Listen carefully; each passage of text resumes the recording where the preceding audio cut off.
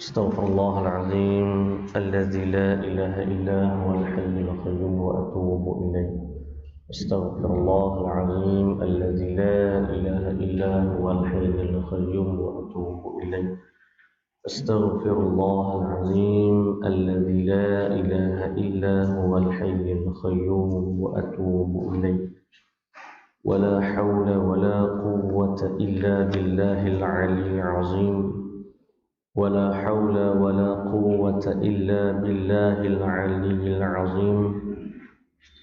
ولا حول ولا قوة إلا بالله العلي العظيم. أعوذ بالله السميع العليم من الشيطان الرجيم. بسم الله الرحمن الرحيم. السلام عليكم ورحمة الله تعالى وبركاته. الحمد لله الذي أرسل رسوله بالهدى ودين الحق ليظهره على كله وكفى بالله شهيدا. أشهد ونشهد أن لا إله إلا الله وحده لا شريك له. وأشهد ونشهد أن محمدا عبده ورسوله. اللهم صل وسلم وبارك على سيدنا محمد وعلى آله وأصحابه ومن تبعهم بإحسان إلى يوم الدين. سبحانك لا علم لنا إلا ما علمتنا إنك أنت العليم الحكيم. رب اشرح لنا صدورنا ويسر لنا أمورنا. اللهم نور قلوبنا بنور هدايتك كما نورت الأرض بنور شمسك أبدا أبدا برحمتك يا أرحم الراحمين. اللهم فقهنا في الدين وعلمنا تأويل واهدنا صراطك المستقيم. اللهم اجعلنا من التوابين وجعلنا من المتطهرين وجعلنا من عبادك الصالحين والحمد لله رب العالمين. Segala puji bagi Allah Tuhan semesta alam, selawat dan salam ke atas junjungan besar Nabi Muhammad sallallahu alaihi wasallam, seluruh ahli keluarga baginda, para sahabat, para tabi'in, para ilmu ulama, seterusnya hadirin hadirat, para tetamu kuliah duha Pondok Moden Darussalihah Batu Lapan yang saya raikan. Ibu-ibu, ayah-ayah yang dirahmati Allah Subhanahu wa taala. Pada pagi yang barakah ini, berkumpulnya kita di satu tempat, berkumpulnya kita di suatu suasana, berkumpulnya kita di suatu taman yang diantaranya dipanggil sebagai taman-taman syurga,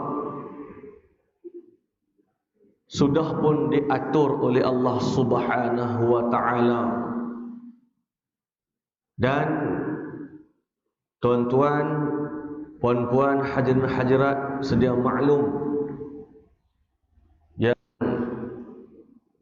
saya ni adalah pengganti sementara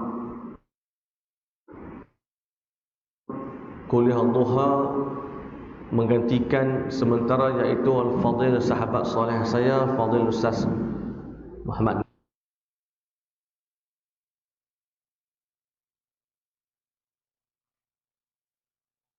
Dalam perancangan kita pun, terutamanya saya, untuk hadir di sini, sampai di sini berkongsi ilmu dengan tuan-tuan, puan-puan. Ini adalah semua perancangan daripada Allah Subhanahu wa taala. Maka saya nak memberitahu kepada tuan-tuan dan puan-puan bertemunya kita di sini, maka berpisahnya kita jika kita tidak bertemu di dunia, bertemu kita di syurga. Amin ya rabbal alamin. Nama pun, tempat pun, suasana pun cantik. Pondok Moden Darus Salihah, yang main semua soleh dan salihah, insya-Allah. Saya tengok pun, ya Allah, masa berat nak balik Padang Serai. Pasal apa saya kata lagu tu, main daripada sana. Saya main daripada Padang Serai. Ada orang Padang Serai kat sini? Ada noh? Ke Bagan Serai? Jadi Serai belakang lah, tak apa. Saya daripada Padang Serai, Kulim, Kedah, Darul Aman. Jadi hadir tempat ibu-ibu ayah-ayah ni tak lain tak bukan maklum Pak Long mula kalau ibu-ibu ayah tak ada lain tak ada bukan. Saya nak jumpa dengan tuan-tuan perempuan, bukan jumpa untuk mesyuarat tingkat, tak noh. Berjumpa kita ni untuk berkongsi ilmu. Berjumpa kita ni bukan saya ni tok guru, bukan. Saya ni adalah al-faqir ilallah. Saya ni anak-anak cucu kepada tuan-tuan, nak berkongsi ilmu supaya dengan ilmu itu kita dekat dengan Allah Subhanahu wa taala.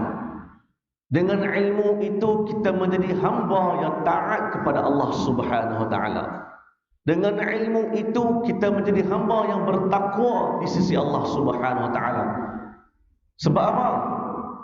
Because nak speaking sikit pagi ni. Dia tak boleh mengantuk. Pasal belakang tu dia lepak man. Because we are road to apa? To Ramadan.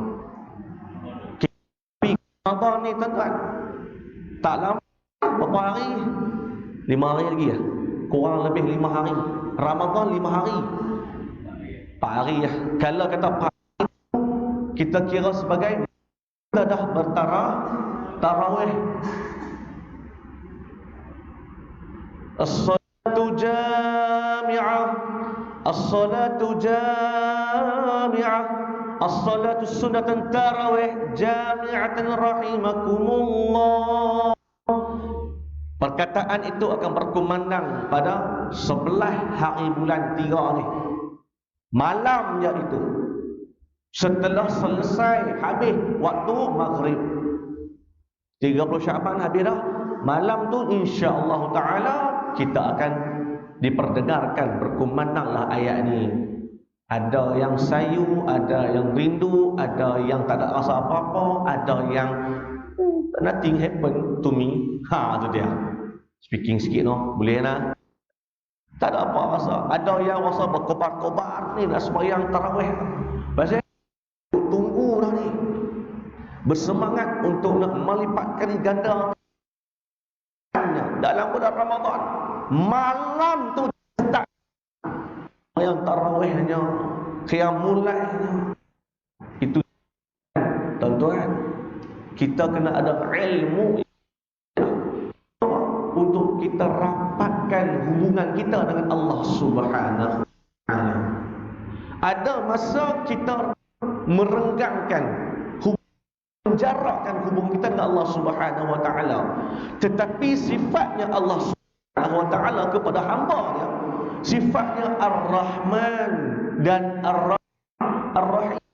Hang buat salah lah lagu manapun, hang buat salah lagu manapun, hang buat maksiat lah tahap manapun, hang buat kemungkaran lah tahap manapun, selagi hang cakap astaghfirullah wa atubu ilaih, astaghfirullahal azim wa atubu ilaih, Allah terima setiap kita punya. Maha kayanya Tuhan, Maha Allah Subhanahu wa taala kepada kita.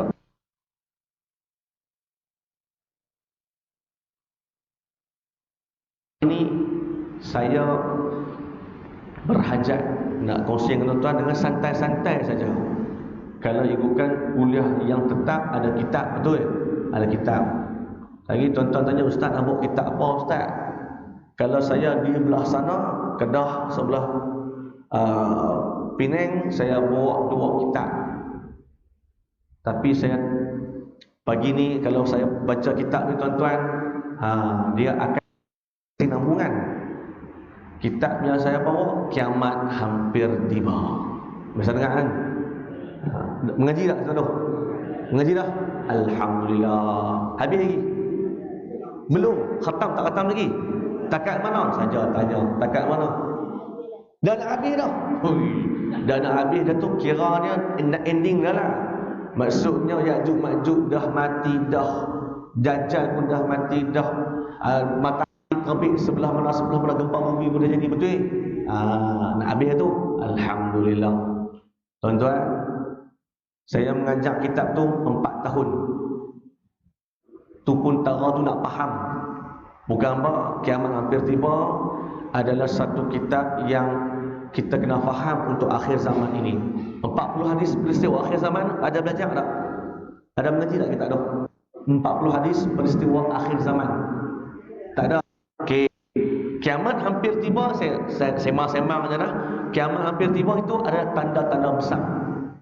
Membicarakan tentang perkara-perkara yang keluarnya tanda-tanda besar sebelum nak jadi kehancuran dunia ni. 40 hadis peristiwa akhir zaman adalah tanda-tanda kecil. Alamatus saghir, tanda-tanda kecil kiamat. Kita kena belajar hak tanda kecil, kemudian tanda besar, baru kita tahu. Oh, hak ni tanda kecil, oh hak ni tanda besar. Tapi tanda besar ada berapa?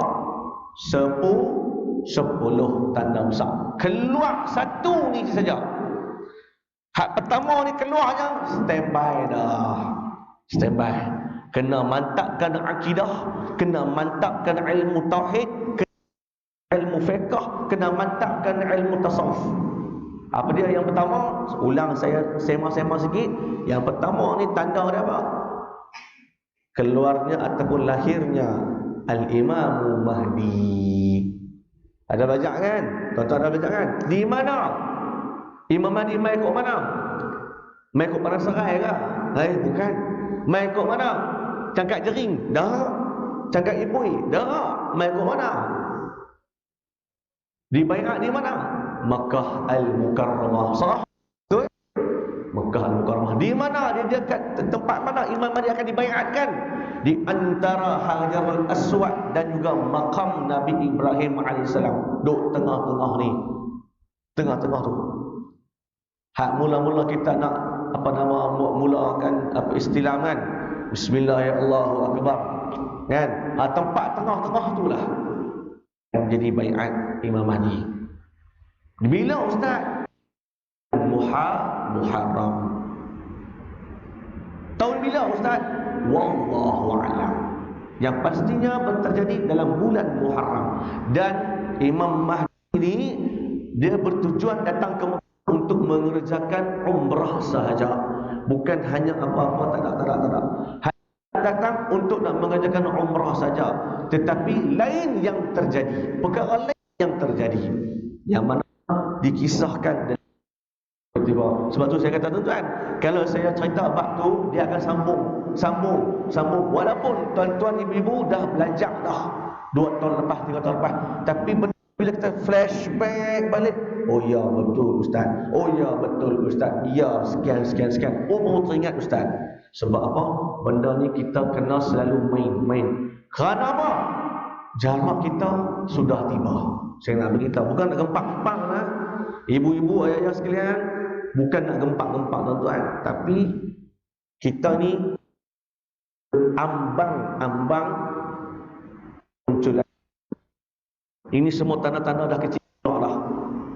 Yang mana tanda kecil itu Pak, ibadah haji dan umrah hanya menjadikan sebagai ibadah pelancongan. Ini saya sebut ni bukan dengan isu semasa hak mau jadi tak, tapi apa yang Nabi sebut, apa yang 40 hadis peristiwa akhir zaman. Hadis yang ke-38 dah sebut dah. Hadis yang ke-38 pada halaman muka surat kalau 73. Dah sebut dah. Keluar dah. Tanda tu dah mesti jadi dah. Kemudian nanti akan muncul tanda yang besar. Itu Imam Mahdi. Imam Mahdi keluar tanda yang pertama sekali. Baik, tuan-tuan yang dirahmati Allah Subhanahu wa taala sekalian. Itu adalah mukadimah kita. Ya, saya tak berhajat nak menyentuh tajuk itu. Kalau saya sentuh sekali lagi tuan-tuan, dia jadi meleret. Kuliah ni jadi sejam, 2 jam, 3 jam. Nah, pada anak kita ganti saja. Nah, kalau kuliah ni jadi bulanan apa ke? Ya, dia akan sentuh kita ni insya-Allah. Tapi untuk pagi ni tuan-tuan, saya nak bawa ibu-ibu ayah sekalian. Ni kita ni ibarat duduk dalam satu flight Boeing 737. Nah, kapten kapal anda saya. Kolek tak ada. Kolek kapal tak ada. Pramugara tak ada. Habis tu, hak ni lah penumpang saya. Saya nak bawa pi mana? Kita nak telusuri satu potongan ayat Al-Quranul Karim yang disebut di dalam surah Al-Ankabut ayat 57. Al-Ankabut ayat 57. Apa dia? Apa yang dipesan oleh Allah Subhanahu wa taala? Ibu-ibu, ayah yang soleh-soleh, dengar elok-elok. A'udzu billahi minasyaitonir rajim. Bismillahirrahmanirrahim. Saya yakin, percaya tuan-tuan boleh hafal ayat ni. Pendek ya? Lebih kurang 5 perkataan. Kullu nafsin dha'iqatul maut. Bapa patah. Kullu nafsin dha'iqatul maut. 5. Pernah dengar tak ayat ni? Boleh hafal tak? Boleh hafal insya-Allah. Kullu nafsin dha'iqatul maut. Ada lagi, sikit lagi. Lebih kurang dalam 3 patah perkataan lagi. Thumma ilayna turja'un. Sadaqallahul azim. 5, 6, 7 perkataan insya-Allah. Saya ulang Kullu nafsin dha'iqatul maut thumma ilayna turja'un. Sadaqallahul azim. Saya pergi satu persatu, harfan bin harfin, supaya ibu-ibu ayah yang saya sayang faham pagi ni. Balik saat lagi boleh cerita dekat kawan-kawan yang tak main ke apa sebagainya. Apa dia tuan-tuan? Allah nak cerita dalam ayat surah dekat Al-Ankabut ayat 57 yang pendek saja. Setiap yang ada roh, setiap yang ada nyawa, setiap yang ada jiwa, kullu nafsin dha'iqatul maut. Pasti, wajib, confirm akan merasai mati. Saya, ibu-ibu di belakang sana, semua yang lalu lalang depan ni, semua yang ada di atas muka bumi yang bernyawa, haiwan, tumbuh-tumbuhan akan mati. Pasti merasai detik saat akhir hayat itu. Macam mana? Jangan tanya saya. Orang yang telah pergi meninggalkan kita, dia dah tahu dah macam mana rasa sakitnya, teriknya, azabnya ketika nyawa di hujung-hujung di halkum ni. Dia saja yang tahu. Seperti mana yang kita tahu kisah daripada kewafatan baginda Nabi sallallahu alaihi wasallam. Nabi merasa kebah daripada hujung kaki, kebah situ. Tak rasa pada ya Aisyah, tak rasa pada ya Fatimah, aku tak rasa kebah. Sampailah di Hul Halkum disingkatkan cerita menyebut salati Solat, bukan Nabi sebut ummati, umatku dah. Nabi sebut tentang solat. Solat, solat, solat. Nabi dah rasa dah. Nabi kata, kalaulah ini keperitan, kesakitan, sakaratul maut yang akan dihidapi, yang akan ditanggung oleh umat aku, wahai Abu Bakar, maka bagilah sedikit kepada aku untuk aku tanggung. Nabi SAW, bagilah sikit, aku nak tanggung. Tak, aku tak mahu umat aku ni tersiksa di akhir hayat dia, kerana sakaratul maut sangat sakit.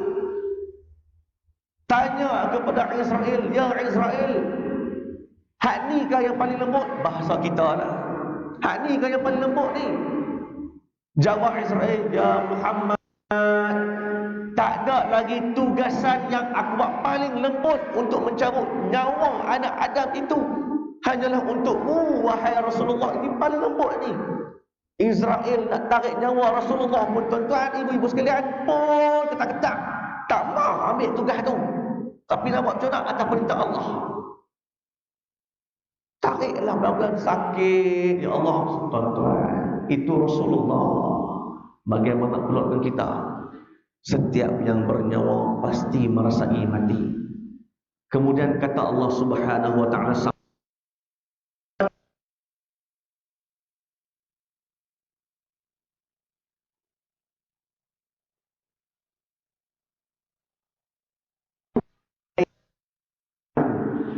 hanyalah kepada kami, kamu ni akan balik mai ke kami. Kita akan kembali kepada Allah Subhanahu wa taala. Bersedia ataupun tidak, mahu ataupun kita kena hadap perkara ni. Macam tuan-tuan lah, macam kita ni, hidup kita ni tuan, ada kadang-kadang senang, ya, ada kadang-kadang susah. Kita kena hadap. Itu adalah onak duri dalam kehidupan, asam garam dalam kehidupan. Ada 8-9 orang anak. 9 orang anak tu lain-lain perangai. Kita kena hadap. Hak ni cara dia lain, hak ni cara dia lain, hak ni cara lain, sampai 8 orang. Mak dengan ayah ni dah makan garam dah tahu dah perangai anak dah. Hak kena hadap dalam benda ni. Tak apa. Kan? Ada anak-anak yang, saya minta maaf cakap, yang special. Nah, yang special, yang autism, kena hadap benda ni. Kena sabar benda ni, kena tempuh benda ni. Itu adalah anugerah dari Allah Subhanahu wa taala, nak uji kita supaya kita dekat dengan Allah Subhanahu wa taala. Begitu juga dengan mati. Kita kena hadap perkara ni. Tetapi tuan-tuan yang dirahmati Allah, muslimin muslimat yang dirahmati Allah Subhanahu wa taala sekalian, dalam kisah ayat ini, dalam cerita ayat ini, setiap orang yang beriman, dia ada cita-cita dia. Wahai tetamu pondok moden Darussalafus Saleh, Darussalihah, setiap orang yang ada iman dalam hati dia, tak kira perempuan, tak kira lelaki, dia ada cita-cita dia. Macam saya dulu kecil-kecil, cikgu tanya, Syafiq, nama saya Syafiq, hang nak jadi apa besar ni? Oh, kita kemah dulu nak jadi polis. Jadi polis. Masuk darjah 5 pula. Cita-cita pun kamu nak jadi apa? Nak jadi tentera dah. Tahun lepas nak jadi polis, tahun ni tentera. Masuk darjah 6, nak jadi apa? Saya nak jadi pensyarah. Tu dia darjah 6. Haram tak tahu apa itu pensyarah. Sebutlah. Masuk tingkatan 1. Cita-cita kamu nak jadi apa? Nak, cita-citaku menjadi orang kaya. Dulu ku susah, sekarang alhamdulillah. Kita ada cita-cita, tuan-tuan. Tapi orang yang beriman, lain pula cita-cita dia. Ada 4 cita-cita dia. Dia nak mati. 4 cita-cita. Cantik. 4 cita-cita ini, tuan-tuan, saya sebut satu persatu. Halusi, ibu-ibu ayah-ayah teliti, nak yang tang mana? Tang mana yang kita ni? 4 cita-cita ni. Dia akan pilihan, tuan-tuan pilihlah yang mana. Yang pertama, iaitulah antaranya, yang pertama, ketika diusung ke tanah perkuburan. Ya. Jadi Ya, ketika jasad dia ni dia dah mati dah, jenazah dia diusung, dia tu roh itu bercita-cita untuk segera sampai ke tempat persemadian. Nak cepat, tak usah lambat-lambat lah. Dah proses apa semua, tak apa, cepat. Aku nak masuk ke dalam yang lahat. Aku nak cepat, semua ni nak cepat.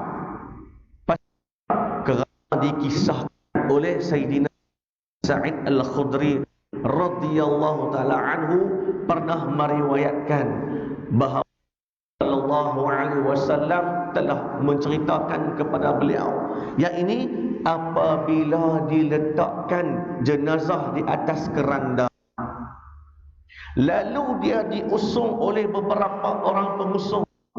Kalau zaman dulu kita tuan-tuan pakai pengusung kan, ataupun pakai tolak roda tu. Lah zaman lagi moden kan, jenazah naik starek, jenazah naik estima, naik alfat kan, mudah naik van dan sebagainya, semua itu ya. Kemudian kata Nabi, itu diusung oleh orang pengusung. Jika dia terdiri orang soleh jenazah tersebut, maka dia akan berkata, Qaddimuni. Apa maknanya? Segerakan aku. Pasal dia tak sabar dah nak jumpa dengan Sang Maha Perindu. Tak sabar dah nak jumpa dengan kasih hati Allah Azza wa Jalla. Sebab di dunia dia dah berempah pulas, dah penat lelah dah nak mencari mardatil, nak mencari maghfirah, mencari jaminan Allah Subhanahu wa taala, nak menjadi hamba yang jinak dengan Allah Subhanahu wa taala. Dia dah berempah pulas dah. Itulah masa dia nak rehat. Cepatkan aku jumpa dengan Sang Pencipta. Qaddimuni. Maka tuan-tuan jadi mata Allah Subhanahu wa taala sekalian, itu adalah keadaan yang pertama. Segerakan persemadian aku ni untuk aku berjumpa dengan Allah Subhanahu wa taala. Adapun perkara yang kedua, iaitulah ketika berada di alam barzakh. Alam barzakh, tuan-tuan puan-puan yang dirahmati Allah faham, alam barzakh ni adalah alam yang selain daripada alam kita ni. Ini alam yang kedua. Kita duduk ni alam kedua. Alam pertama di mana? Alam rahim. Alam dalam perut ibu kita, keluar daripada perut mak kita. Ini alam dunia. Nak mencari apa? Tiket, nak ambil tiket untuk apa? Untuk mendapatkan syurga Allah Subhanahu wa taala. Dengan mana? Ada orang yang dikurniakan umurnya 64 tahun, ekstra 1 tahun. Umur Nabi 63 kan? Kemudian Nabi wafat. Ada umur dia 64 ekstra, ada umur dia 65 ekstra 2 tahun, ada umur dia 74 tahun.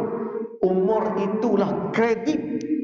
Saya ulang, umur itulah kredit untuk kita ni tuan-tuan puan-puan sekalian mencari keampunan Allah, mencari perhatian Allah, mencari keampunan, perhatian dan juga keredaan Allah Subhanahu wa taala, supaya dalam alam barzakh nanti orang kita masuk, supaya bila dalam pengembaraan solo kita, tuan-tuan, kadang orang tanam pilah satu liang lahat tu satu keluarga sekalipun. Satu liang lahat tu 8 orang, semua 8 keluarga, tanam rapat-rapat. Tetapi bila di alam barzakh, dia hanya mengembara seorang diri, tak ada siapa akan bantu dia. Baik. Ketika berada di alam barzakh, dia berharap agar segera terjadinya kiamat. Waktu di alam barzakh tu tuan-tuan, roh yang beriman ini segera, maksudnya kan dia nak supaya cepat jadi hari kiamat, cepatlah letupkan ataupun hancurkan dunia ini ya Allah. Kenapa? Karena Rasulullah sallallahu alaihi wasallam menceritakan bahawa seseorang hamba yang beriman apabila telah selesai menjawab persoalan dari 2 panel Allah ini. Siapa 2 panel Allah? Siapa dia? Mungkar dan Nakir. Dua panel Allah ni. Ada orang tanya saya, Ustaz, Ustaz, berapa lama makan masa berapa lama setiap roh tu nak selesai jawab soalan dari Mungkar Nakir? Saya tepuk ni. Nak jawab soalan ni agak susah. Saya kata apa? Bergantung kepada amalan masing-masing. Kalau amalan dia masa hayat dan hidup ni banyak dan amat menggembirakan bagi diri dia, maka tempoh untuk dia menjawab soalan Mungkar Nakir agak singkat. Tetapi kalaulah di dunia ini dia menjadikan dunia ini bahan untuk dia seronok, akhirat menjadi bahan dia leka, maka panjanglah masa dia nak jawab soalan. Dia tanya lagi soalan. Contoh soalan tu macam mana Ustaz? Contoh soalan tu. Ma rabbuka tu kah? Ma nabiyuka tu kah? Ma qiblatuka tu kah? Ma dinuka tu kah? Ma ikhwanuka tu kah? Hak 5 soalan tu kah Ustaz? 5 soalan tu tuan-tuan ibu-ibu sekalian, kalau saya tulis kat depan papan putih ni, dan tulis tu confirm boleh jawab. Betul tak? Semua kita ni boleh jawab. Hak dalam ni boleh jawab, hak di luar sana pun boleh jawab. Ma rabbuka, siapa Tuhan? Siap syarah lagi atas bawah tu. Ma nabiyuka, siapa nabi kamu? Boleh jawab lagi. Nabi Muhammad sallallahu alaihi wasallam, anbiya, habibullah. Dia itu waktu hayat hidup.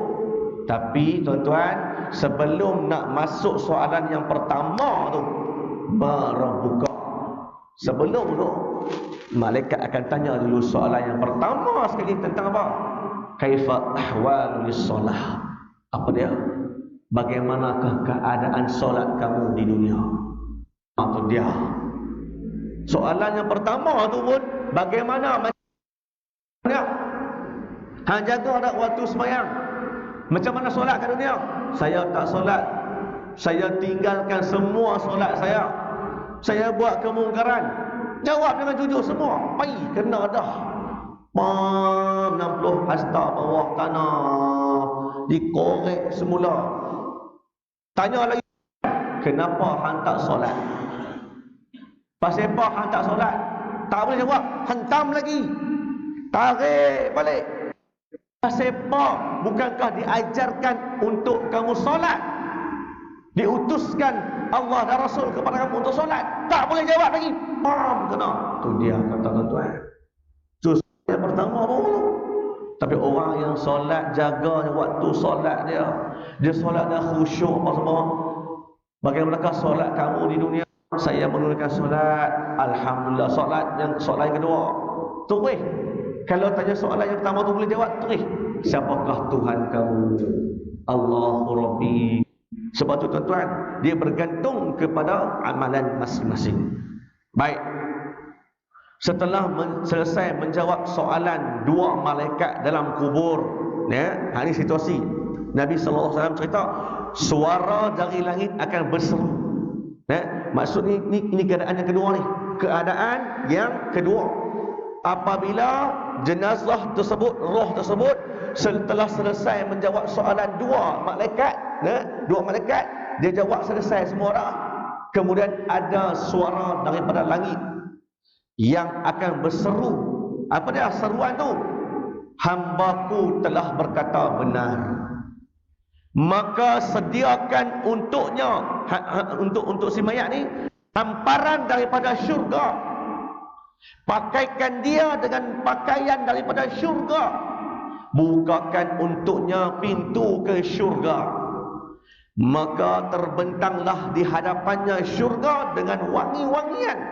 Diluaskan dan dilapangkan kuburnya sejauh pandangan mata.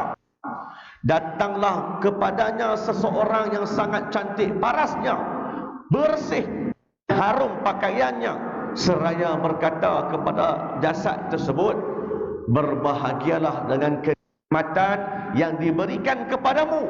Inilah hari yang dijanjikan untukmu. Ini suara pada langit ni. Cakap dengan tu. Pakaikan dia dengan pakaian syurga. Bukakan dia dengan bukakan dia dengan pintu untuk masuk ke syurga. Hamparkan dia dengan hamparan daripada syurga. Kemudian tuan-tuan, jenazah si mati tersebut akan bertanya balik, hang siapa? Siapa kamu? Hang tu siapa ni? Ni hang yang suruh boleh buka pakai baju dengan syurga apa semua ni. Siapa kamu? Kemudian suara tadi pun menjawab dengan jawapan yang begitu lantang. Akulah amalanmu yang soleh. Akulah amalanmu yang soleh. Aku ni lah yang suruh untuk kamu dipakaikan dengan pakaian syurga, sebab kamu layak, sebab kamu ada hak, sebab kamu itu betul-betul benar melakukan amal soleh di dunia ini. Amalanmu, inilah bentuk rupa paras yang bersih, cantik. Inilah amalan kita. Tuan-tuan yang dirahmati Allah Subhanahu wa taala sekalian, saya buat satu contoh amalan soleh. Nah, tak payah pergi jauh-jauh. Tengok saya. Tu dia. Tak payah pergi jauh-jauh. Fikir amal soleh, baca Quran, solat tu ya betul. Hak paling simple. Mai seorang hamba Allah, mai bawa botol air. Contoh nah. Contoh, meja ni tak ada air apa. Dia mai, ustaz, ni botol air. Ini cawan. Ya, terima kasih. Dia ambil pula tisu. Dia ambil lap. Lap. Hak gelap siapa? Macam tahu dah noh. Lap dulu, dia lap dulu. Ustaz sihat? Alhamdulillah sihat sambil-sambil dia lap tu. Kemudian dia bukakan, dia tolong bukakan botol air kat saya ni. Jangan duk gelak dah tuan-tuan ni. Ibu-ibu jangan duk gelak dah, saya nak buat contoh. Ini amalan soleh. Dia buka, tolong buka. Saya nak buka tak boleh, saya ketat. Dia tolong buka, tak apa ustaz duduk. Saya tolong bukakan. Kan? Orang buta, bukakan, tak apalah, duduklah. Lepas tu dia buka kat saya. Tak apa, tinggal saya kata, tak apa ustaz, saya bertolong tuang kan. Dia pun tuang kat saya. Dia tanya saya, ustaz nak minum berapa liter? Pula. Berapa liter ustaz nak minum? Ikut suka hatilah nak tahu berapa liter pun. Botol ni 500 ml. Saya tuang kat ustaz 250 ml. Boleh tuang dia tolong tuang. Kemudian dia letak kat sini kat saya. Letak tutup, bagus budak ni. Ustaz jemput minum. Saya pun ambil, dia tolong suap kat saya. Dah, ustaz. Ustaz jemput minum ustaz. Okey, saya minum. Contohlah, bismillahirrahmanirrahim. Alhamdulillah. Apa yang nak cakap ni, minyak tak nak minum, kering tengok. Minum lagi kali kedua. Bismillah. Boleh saya kata, okey tak apa, cik boleh. Tak apa ustaz, boleh minum, boleh insya-Allah. Dia pun duduk. Saya pun dah tekak, saya pun dah basah dah. Kan? Nak cerita kata, dia bawa mai ayak, dia tolong ayak, itu pun dia kira amalan soleh. Simple. No? Ambil tisu, tolong lap. Simple. Dikira amalan soleh. Lagi contoh, ni yang ubat lah kat saya yang ubat. Saya nak tok guru, bukan saya dah. Tok guru, tuan-tuan nanti kuliah nak keluar, tolong angkat beg dia. Tolong angkat beg dia. Tak apa ustaz, saya tolong bawa. Tak apa saya, tak apa. Perak habis tali kawan tu. Tak apa kan. Contoh. Ni nak tolong. Lagi satu, masa kita tadi kan, susun kasut elok, alhamdulillah. Saya nak mati, alhamdulillah. Susun kasut elok, kan. Tapi bila nak keluar sana, kok lain pula kasut. Maksud kata apa? Tadi masa nak main, kasut mekok ni. Faham tak? Nak keluar lagi, kasut tonton turun serelum terus selipar tu. Tu dia. Siapa yang buat? Itu pun dikira amalan soleh. Faham tak? Itu pun dikira. Siapa yang buat?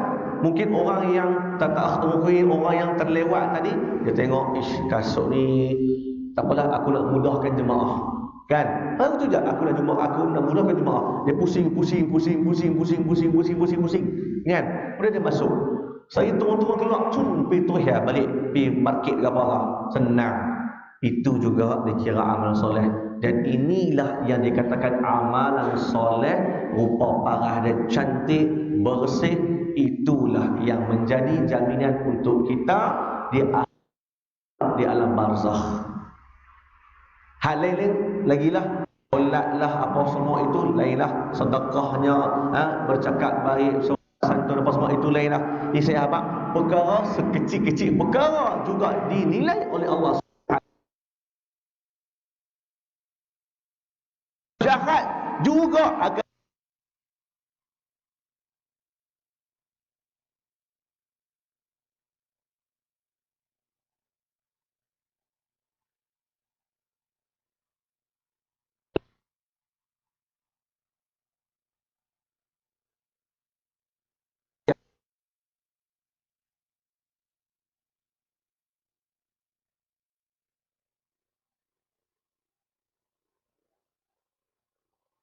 mak aku, pak aku, adik-beradik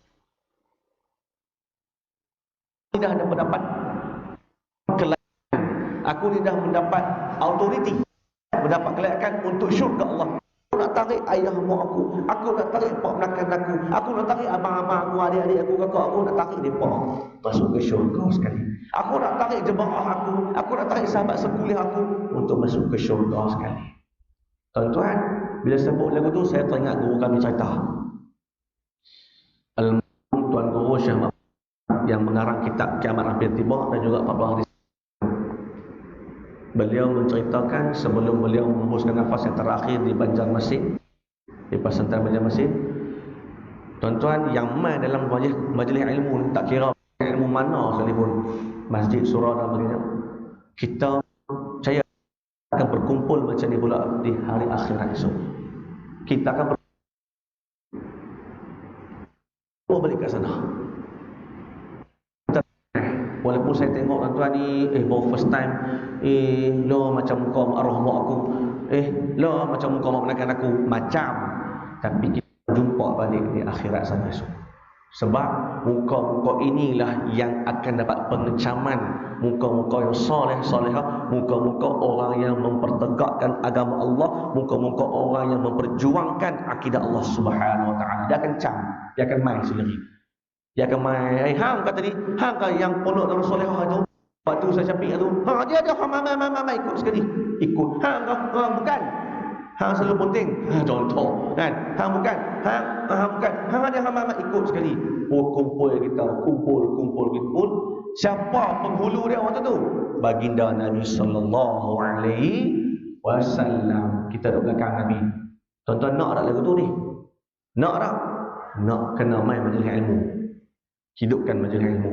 Itulah cerita yang ditinggalkan kepada kami oleh guru kita yang mulia almarhum Tuan Guru Syekh Muhammad Zamzam. Baik. Baru masuk 2, tak masuk 3 lagi ni. Perkara yang ketiga, cita-cita orang soleh yang ketiga, iaitulah bercita-cita untuk kembali bertemu dengan seluruh ahli keluarga dan mengkhabarkan apa yang sedang dialaminya. Maksud kata nikmat syurga, kelazatan, kewangian, apa-apa yang dihidangkan oleh Allah Subhanahu Wa Taala tentang nikmat syurga yang dia dah tahu dah. Dia nak balik ke dunia, nak bagi tahu kepada seluruh ahli keluarga agar apa? Takwa kepada Allah. Tolonglah ikut perintah Allah. Tolonglah ikut pada perintah Rasul. Kerana apa? Ni Allah hidangkan kepada kita dah ni. Betul. Sebab innaka la tukhliful mi'ad. Allah tidak pernah memungkiri janjinya. Manusia, yes, kadang-kadang memungkiri janji sesama manusia. Tapi Allah tidak pernah mungkir janji kepada hamba dia. Hang buat soleh, aku bagi ganjaran hang. Hang buat perkara buruk, ini hang. Janji Allah Subhanahu Wa Taala. Daripada kesenangan, kenikmatan tiada tandingannya. Ini cita-cita yang ketiga. Nak balik berjumpa dengan ahli keluarga, khabarkan perkara yang dialaminya itu, perkara yang nikmat syurga. Ini ketiga. Terus kita masuk perkara yang keempat. Apa dah perkara yang keempat, ibu-ibu yang dirahmati Allah Subhanahu wa taala sekalian? Perkara yang keempat ini sedikit berlainan. Nah, ini sedikit. Bagi orang yang syahid fi sabilillah. Syahid, tuan-tuan, banyak benda. Banyak cabang. Syahid fi sabilillah ni ada yang syahid gugur di medan perang. Itu kita tahu dah syahid. Ada juga syahid di dalam untuk menuntut ilmu juga syahid. Ataupun balik daripada menuntut ilmu juga syahid. Ataupun yang dalam kebakaran, mangsa selamat dia mati. Dan juga orang yang nak selamatkan orang yang lemah kapal-kapal kan, selamat kan. Hak yang selamat tu, hak yang tukang selamat tu mati, hak yang tukang kapal tu selamat, itu hak mati tu dikira syahid. Ini banyak benar syahid ni. Tapi dalam konteks hak nombor 4 ini yang saya kata apa? Syahid di medan perang. Okey, syahid gugur di medan perang. Cita-cita mereka berlainan. Orang fi sabilillah gugur di medan perang berlainan cita-cita mereka. Mereka bercita-cita untuk kembali ke dunia, nak balik ke dunia ni agar dapat berperang dan terbunuh beberapa kali. Sayyidina Anas bin Malik radhiyallahu taala anhu berkata, Nabi sallallahu alaihi wasallam pernah bersabda. Tuan-tuan dengar hadis ini. Ada orang yang telah masuk ke syurga. Tak ada orang yang telah masuk mana kata dia ni dah masuk syurga dah rasa nikmat syurga dah, nikmat macam-macam terhidang. Tak ada lagi manusia yang masuk ke syurga Nabi SAW, sedangkan dia ni bercita-cita untuk balik ke dunia. Dah masuk syurga dah, nak balik ke dunia buat apa lagi? Duduklah dalam tu, buatlah apa yang kamu suka.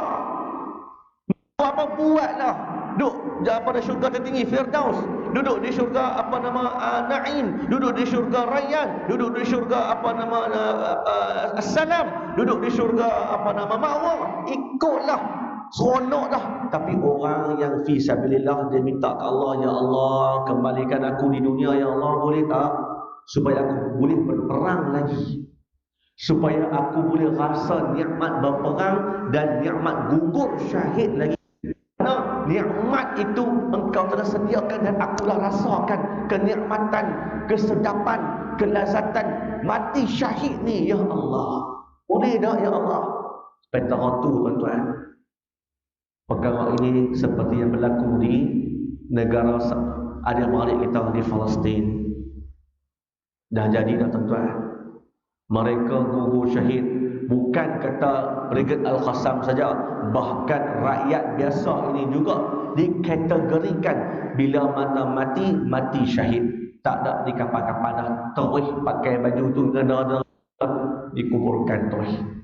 Tak ada mandi-mandiah, kapal kubur terus, dikira syahid tuan-tuan. Nilai syahid di negara Palestin sangat tinggi dan sangat didambakan oleh setiap rakyat Palestin. Pernah berkata jurucakap Hamas, di Gaza ini siapa-siapa yang menganggapnya sebagai nikmat syurga di Gaza, maka ini adalah tempat dia. Tetapi kalau dia menganggap kata ini penderitaan dunia, maka ini bukan tempat dia. Tuan-tuan, jadi kita pilih yang mana? Cita-cita yang keempat ni, orang yang mati syahid dah masuk syurga, dia nak balik ke dunia supaya dia berperang lagi 10 kali perang pun tak apa, untuk dia gugur dan dia rasa lagi nikmat lagi kelazatan untuk masuk ke dalam syurga Allah Subhanahu wa taala. Muslimin muslimat hadirin hadirat yang dirahmati Allah Subhanahu wa taala sekalian, ada 4 kategori, 4 cita-cita, 4 impian orang yang soleh. Tuan-tuan puan-puan, pilih yang mana? Hak pertama kah? Hak kedua kah? Hak ketiga kah? Hak keempat kah? Yang mana kita nak? Hak pertama ni segerakan untuk masuk ke dalam lahat. Qaddimuni, qaddimuni. Hak kedua ni apa? Dengan melakukan amal soleh. Walaupun sedikit, cuma itulah yang menjadi hamparan kita, yang menjadi saksi kita, yang menjadi pelindung kita untuk kita mendapatkan syurga Allah Subhanahu wa taala. Yang ketiga, berhajat untuk berjumpa dengan ahli keluarga kesemula supaya tarik ahli keluarga ini masuk ke dalam syurga. Ataupun yang keempat, bercita-cita untuk mati syahid. Yang mana kita nak? Itu terpulang kepada tuan-tuan, ibu-ibu, ayah yang dirahmati Allah Subhanahu wa taala sekalian. Sebagai penggulungan, gulung habis insya-Allah. Nah, nak habis dah. Tuan-tuan tak cantik lah. Sebagai penggulung, tuan-tuan dengarlah sedikit kisah. Tak payah nak cantik lah, nak dengar ya kisah. Nak cantik tak apa, tak cantik tak apa, rakaman ada dah, boleh tengok balik. Satu kisah ni tuan-tuan yang dirahmati Allah Subhanahu wa taala sekalian.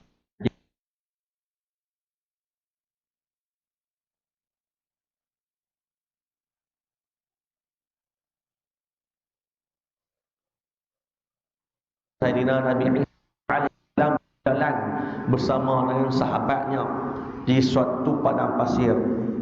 Berjalan-jalan-jalan, nah, tuan-tuan lagi saya cerita, tuan-tuan cuba ambil dia punya iktibar. Apa dia iktibar dia? Mereka melihat suatu bangkai anjing. Dia jalan-jalan tu ada bangkai anjing yang mana mata pun dah luruh dah. Minta maaf cakap dah. Perut pun dah terburai dah. Busuk berulat dan sebagainya. Sahabat lain kata, buruknya, busuknya, apa semua dengan tutup hidung, dengan mata terkeluar busuk dah. Tapi Nabi Isa berlainan prinsipnya. Apa Nabi Isa sebut? Nabi Isa kata apa? Alangkah putihnya gigi anjing itu.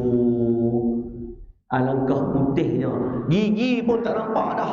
Anjing tu tak nampak gigi dah. Tapi Nabi Isa kata apa? Putihnya gigi anjing tu. Sahabat tergamam, sahabat tengok Nabi Isa, betul. Wahai Isa, mu ni betul ke tak ni? Okey, mu ni. Nah, itu saya tambahlah balik-balik. Macam mana? Apa? Aku sedang belajar melihat kebaikan dan kecantikan di dalam keburukan. Aku sedang belajar kebaikan dan kecantikan dalam keburukan. Maksud kata apa tuan-tuan? Hak buruk depan tu memang bangkai anjing. Tetapi Nabi Isa cuba nak tarbiyah kita supaya kita melihat kebaikan yang ada di dalam keburukan tersebut. Cuba nak memperbetulkan pandangan kita. Cuba kita ni sentiasa husnuzan kepada setiap makhluk Allah Subhanahu wa taala. Nah, maksud kata apa? Kita tengok orang tu contoh. Nah, dia ni tak semayang contoh. Tak tutup aurat contoh. Kan? Tak puasa contoh. Tiga benda ni. Dah lah tak semayang, merewang kata, jadi kutub raha. Kan? Jadi kutub raha. Pi sana, pi sini, pi sana, pi sini kan. Apa jadi ngahang ni? Dengan merempik sana, merempik sini. Puasa haram dah. Kita duk baca yang tu je dekat individu ni. Keburukan dia yang kita nampak. Atas asbab yang kita nampak dengan melalui panca indera kita. Mata kita ni kita tengok. Tetapi tuan-tuan, nilailah dari sudut kebaikan. Kerana apa? Mungkin yang dia buat itu buruk tu di sisi kita. Itu adalah nilaian kita. Tetapi Allah Subhanahu wa taala mungkin tak nilai dia dari sudut itu. Apa dia? Kebaikan dia ni seorang anak yang soleh. Dia tak pernah pun mengungkat ataupun mengingkari perintah ibu dia. Apa dia mak cakap, dia buat. Apa mak dia cakap, dia buat. Apa mak dia cakap, dia buat. Itu je kebaikan dia. Cuba kita tengok, mungkin dia ni bagi orang dia ni. Kita cuba perbetulkan. Ni nak masuk Ramadan dah ni tuan-tuan. Nak masuk bulan puasa dah ni. Ya, sebab tu kita sebut jangan jadi hamba Ramadan. Jadilah hamba. Kerana orang hamba Ramadan ni dia keluar Ramadan dia tak ada apa. dalam bulan Ramadan, tarbiyahkan diri kita, ajarkan diri kita supaya kita pandang semua orang ni dengan kebaikan. Walaupun kita nampak dah, jadi memang scan. Orang kan dia, mudah-mudahan dia ni scan. Ambil ibrah, iktibar daripada kisah Nabi Isa alaihissalam seperti tadi. Yang dia tengok itu bangkai, tetapi dia cuba lihat kebaikan ataupun di sebalik keburukan tersebut. Maka tuan-tuan yang dirahmati Allah Subhanahu wa taala sekalian, itu sebagai akhiran pertemuan kita di kuliah duha di Pondok Moden Darussalihah ini. Mudah-mudahan Ramadan yang datang ini Ramadan yang terbaik untuk kita semua. Amin ya rabbal alamin. Dan jangan tinggal, ini pesanan saya sebagai anak, sebagai cucu, jangan tinggal Al-Quran. Tolonglah, nah, jangan tinggal Al-Quran. Walaupun sehari satu muka, bukan selai. Selai itu 2 muka dah. Semuka aja. Semuka. Jangan tinggal. Tak boleh 1 muka, setengah muka. Tak boleh setengah muka. Oh, itu berat ladang tu. 5 ayat dalam Al-Quran. Tak kisahlah 5 ayat dah. Qul ya ayyuhal kafirun la a'budu ma ta'budun. Memanglah tu. Oh, betakan lagu tu dah. Kurang-kurangnya 1 muka, 1 hari Al-Quran. Boleh nak? InsyaAllah. Jadi mudah-mudahan Ramadan ini menjadi Ramadan yang terbaik dan diangkatkan kita menjadi hamba yang la'allakum tattaqun. Mudah-mudahan insyaAllah. Jadi tuan-tuan yang dirahmati Allah Subhanahu wa taala sekalian, sekadar itu dahulu perkongsian saya pada pagi ini. Saya minta maaf, mohon ampun, mohon maaf seandainya punyai kekasaran bahasa, terlajak bicara dalam menggunakan laras bahasa, mungkin ia agak kurang sesuai, bukan cekah bukan saya kan, menguatkan suara supaya kita semua ini dapat apa yang cuba disampaikan. Mudah-mudahan akan dipertemukan kita lagi insyaallah taala. Aqulu qawli hadza wa astaghfirullahal azim li wa lakum. Wassalamu alaikum warahmatullahi taala wabarakatuh. A'udzu billahi samil alim minasyaitonir rajim. Bismillahirrahmanirrahim. Alhamdulillah wassalatu wassalamu ala Rasulillah wa ala alihi wa sahbihi ajma'in. Radina billahi rabba wa bil islam dina wa bi Muhammadin nabiyyan wa rasula. Allahumma barik lana ya Allah fi Sya'ban wa ballighna ya Allah fi Ramadan. وصل اللهم على نبينا محمد وعلى آله وصحبه أجمعين والحمد لله رب العالمين. السلام عليكم ورحمة الله تعالى وبركاته.